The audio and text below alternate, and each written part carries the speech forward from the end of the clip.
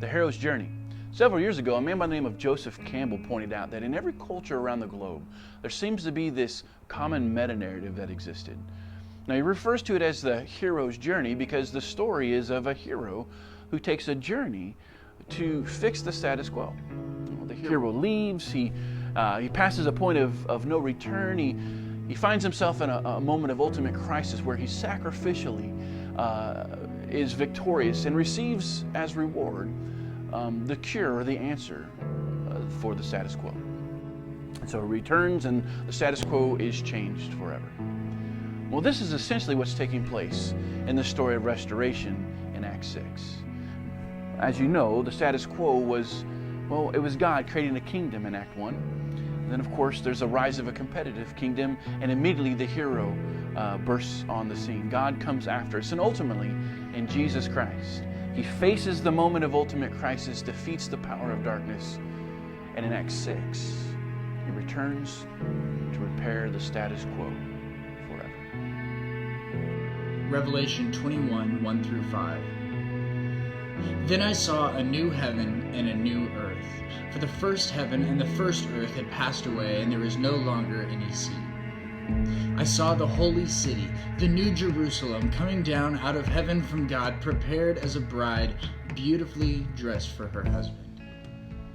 And I heard a loud voice from the throne saying, "Look, God's dwelling place is now among the people, and He will dwell with them. They will be His people, and God Himself will be with them and be their God.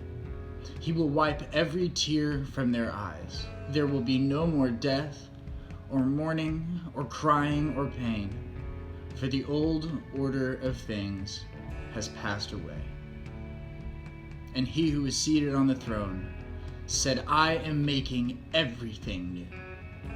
Then He said, "Write this down, for these words are trustworthy and true."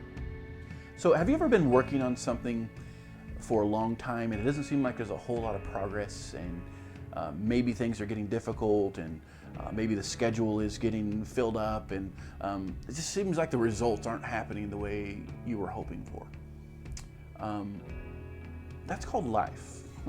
And one of the great things about the sixth act of this play is that there's coming a day where everything's going to work out the way it's supposed to.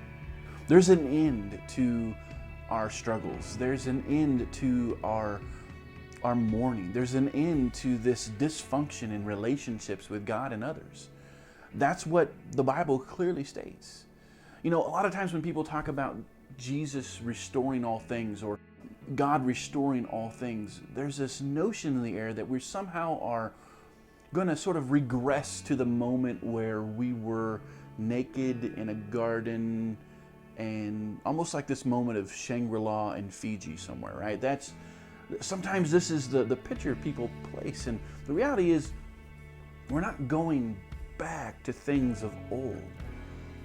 We're going back to the way things should have been. There's a difference there.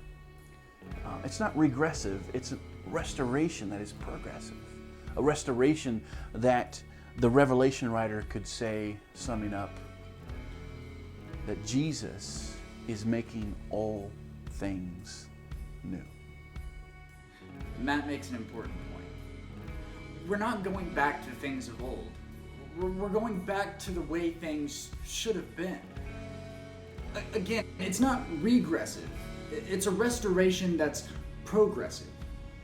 Jesus is making all things new. And Jesus was pretty clear about that. He even emphasized it when He was teaching us how to pray in the Sermon on the Mount. How does Jesus tell us to pray? "Our Father in heaven, hallowed be your name. Your kingdom come, your will be done, on earth as it is in heaven." Your kingdom come, your will be done, on earth as it is in heaven.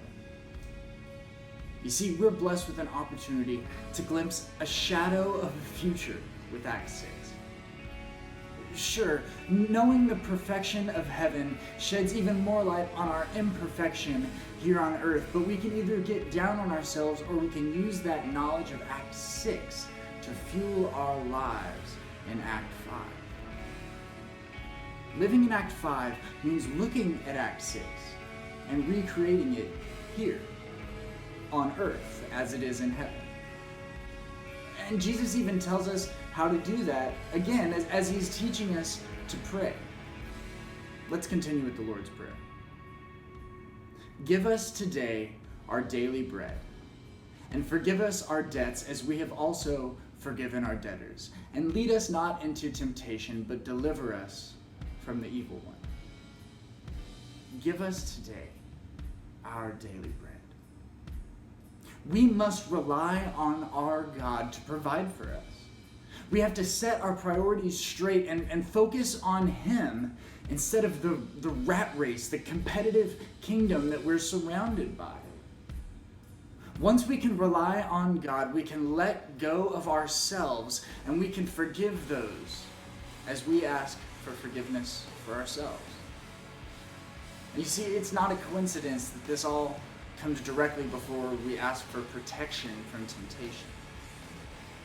You see, all of these things go together. If we really join in God's kingdom, we must share our lives with those around us. And we here at EPiC Church hope you've learned about God's story of restoration through this video series.